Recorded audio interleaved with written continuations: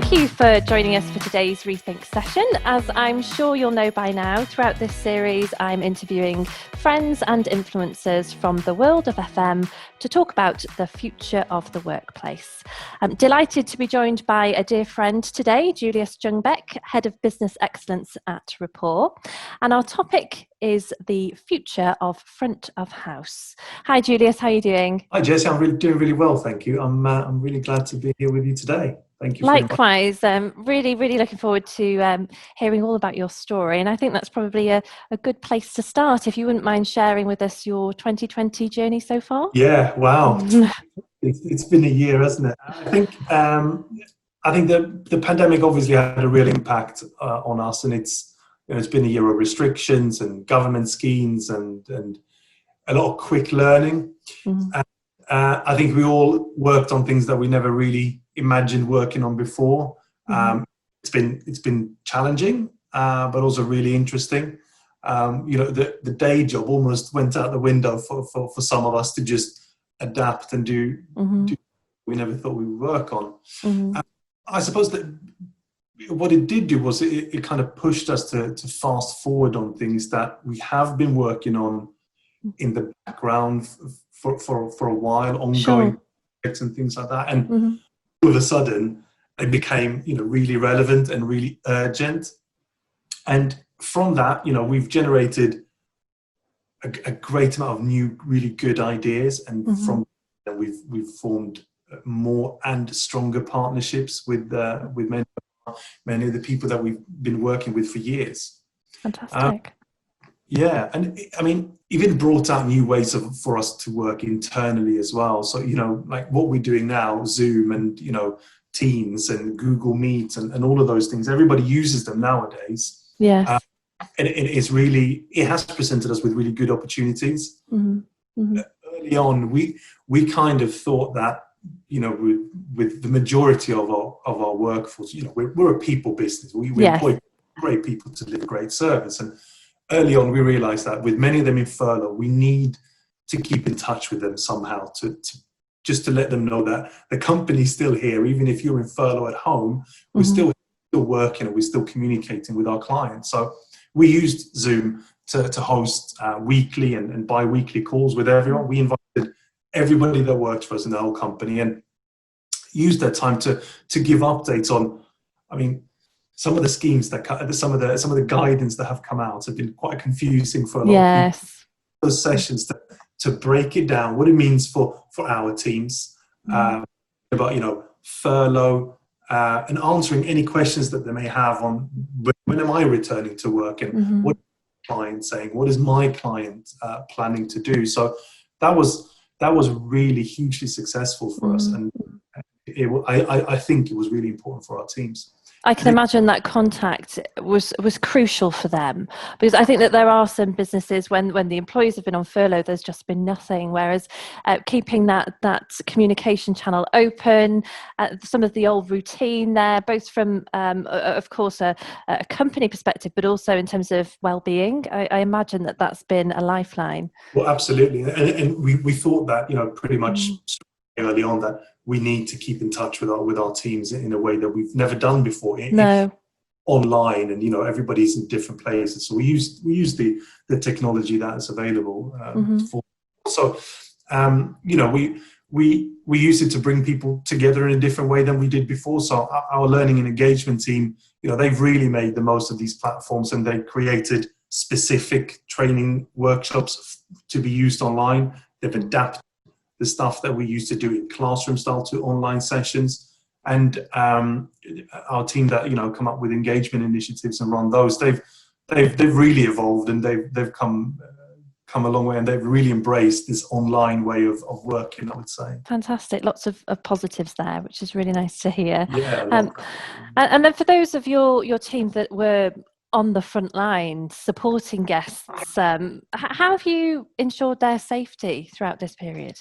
Yeah, so it's been a little bit different. For those team members that still were required to go into work when their client offices were still open and still operating, we made sure that we had taxis for them. We arranged transport for them to and from work, so they wouldn't they wouldn't need to sit on the tube or the bus, or if they felt uncomfortable, that option is there for them. And obviously, making available PPE, masks and sanitizers and all of those things, just to make sure that, but we obviously, our clients will offer these things as well much of the time, but we wanted to make sure that we have it from our end as well, to make sure that they are as safe as they can be. Fantastic. Do you think that the pandemic will create lasting change when it comes to the delivery of front of house services? I mean, I think so. I think we'll have to be ready for a different way of integrating technology, especially into our office. I don't subscribe to any of the belief that robots will take over all of our jobs. I don't believe that. No, it'll help us deliver and support our services in new ways. Yes.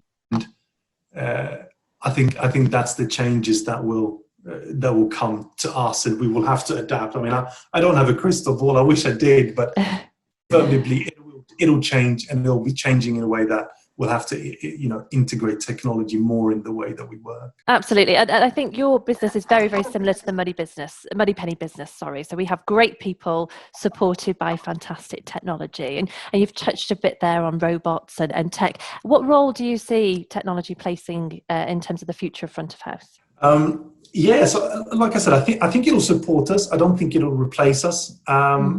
It'll help us deliver things like, imagine, touchless check-ins and digital visitors passes rather than a printed badge, or QR codes throughout an office or a building to support, any journey and help us to deliver the things that we do best. What we do best is provide that human touch and that service that technology can't. Yes. A kiosk, it can check someone in, but it can't tell if the person checking in is really nervous for an interview that they're going to, and offer the person a glass of water and a few calming words, encouraging words. Yes. It can't see if you accidentally spilled your coffee on your outfit on the way into work, and you need dry cleanings, arranged for you. And that intuitive service will be really important, and I think technology will free us up to do those ancillary things to support a great guest journey. All those personal touches. Well, exactly. I don't think that'll ever go away. Sure. We already use technology to support much of that. The check-in kiosks and all of those things. But having a person there to support is always going to be more comforting for people. If something happens, something goes wrong, turn to somebody, and there's an actual person that I can talk to and help me solve whatever issue. Absolutely, completely agree. Yeah. I think also there's other things, aside from technology, that's going to change the way we deliver our services. I think, hygiene directives. I hope that they're here to stay. And I think yes. Who knows? But we'll see. Hand washing stations pop up in buildings. Hand sanitizer, they will certainly be around, and I think other PPE equipment will on demand, will be available just like now. We kits of a toothbrush and toothpaste and a shaving kit and tights and a tie for available for guests, and I think we might see PPE come be part of that kit forward. Yeah.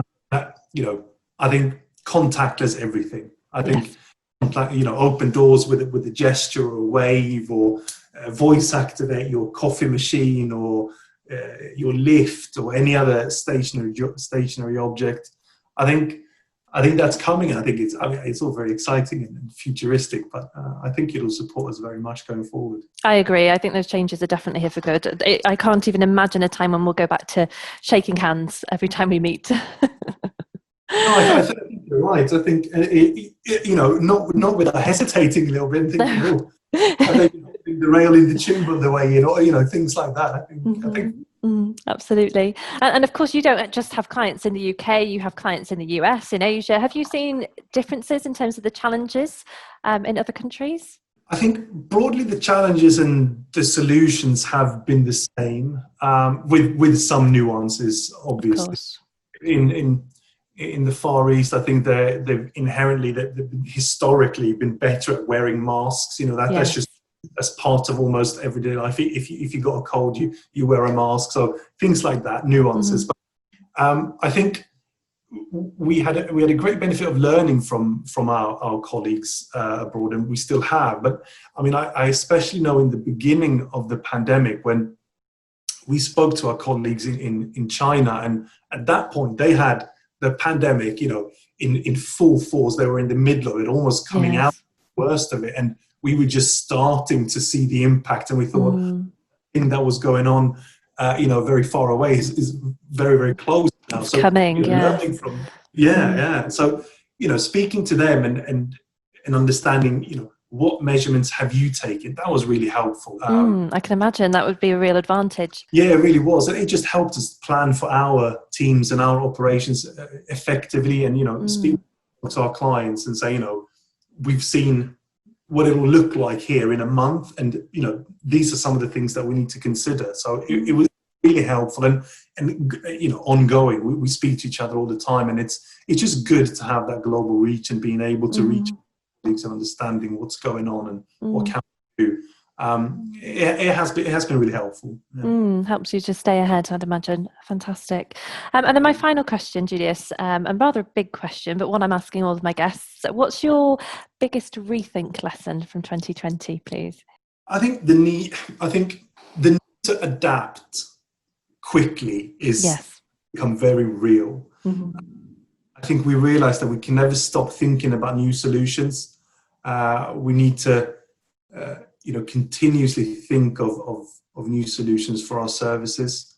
The importance of evolving the service offering and not just say, no, this is what we do. That's what we're going to continue doing. Being able to adapt and be connected with the times and evolve what you're doing. I think that has been the biggest lesson from 2020 so far, dare I say. Yeah, yes. Oh, how much time's left of 2020? What more can we learn? Hopefully it'll be an okay ride out of 2020. I think a lot of people will relate to that lesson. I think everyone in business is learning just how much adaptation is key. Yeah, so that's fantastic. Absolutely. Thank you, Julius. I've really enjoyed chatting to you today and sharing your story. So thank you ever so much. Thank you, Jess. It was an absolute pleasure. Thank you. Thank you.